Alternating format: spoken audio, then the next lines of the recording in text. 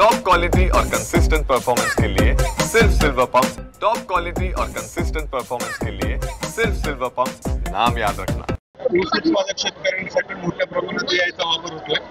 हा मराठवाड्यातला पहिला कारखाना आहे की शेतकऱ्यांसाठी त्यासाठी प्रशिक्षण मेळावा आणि हे घेतलंय। मी बसवराज पाटील साहेबांचं आणि शरण पाटील साहेबांचं खूप खूप आभार मानतो आणि अभिनंदन करतो की आज इतक्या रात्री 11 वाजता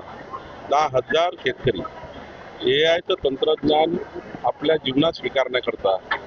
या ठिकाणी हजर आहेत आणि हे एआय तंत्रज्ञान शेतकऱ्यांनी स्वीकारलं तर जे काही शेतकऱ्यावर कधी कधी रोगाचे प्रादुर्भाव होतात, मोठ्या प्रमाणावर त्या ठिकाणी कीड येते, शेतकऱ्याच्या शेतीच्या उत्पन्न ऊसावर कीड येतं किंवा ज्या आपण पीक पाणी करतो त्यावर अडचणी तयार होतात, हवामानाचे त्या ठिकाणी बदल कसे असतील, म्हणजे एकंदरीत शेतकऱ्यावर येणाऱ्या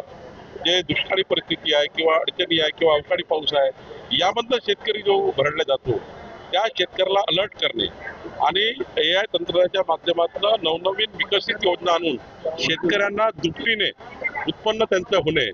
दाम दुप्पट उत्पन्न मिळणे आणि शेतकऱ्याची प्रोडक्टिव्हिटी वाढवणे याकरता हे जे आधुनिक तंत्रज्ञान या ठिकाणी आणलं गेलं हे खूपच अभिनंदनीय आहे। एआय तंत्रज्ञान जे शेतकऱ्यांनी आज स्वीकारलं हे महाराष्ट्राचं GDP वाढवणार आहे। एआय तंत्रज्ञान जे आज स्वीकारलं ते शेतकऱ्यांना प्रचंड मजबूत करणार आहे,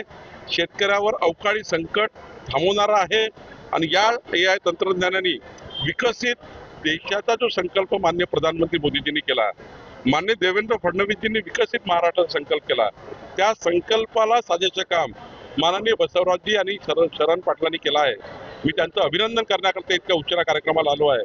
मनापासून अभिनंदन करतो आणि महाराष्ट्राच्या शेतकऱ्यांना विनंती करतो की हे तंत्रज्ञान संपूर्ण महाराष्ट्रामध्ये आता पुढे नेलं पाहिजे, कारण माननीय प्रधानमंत्री मोदीजींनी या तंत्रज्ञानाला समोर नेण्याकरता 13,000 कोटी रुपयाची तरतूद केलेली आहे आणि पुढे हे तंत्रज्ञान जर शेतीमध्ये विकसित झालं तर हा महाराष्ट्र समृद्ध सुजलाम सुफलाम झाल्याशिवाय राहणार नाही।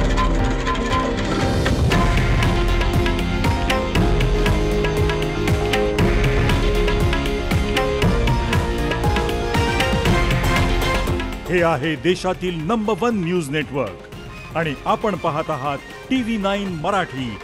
एकमेव।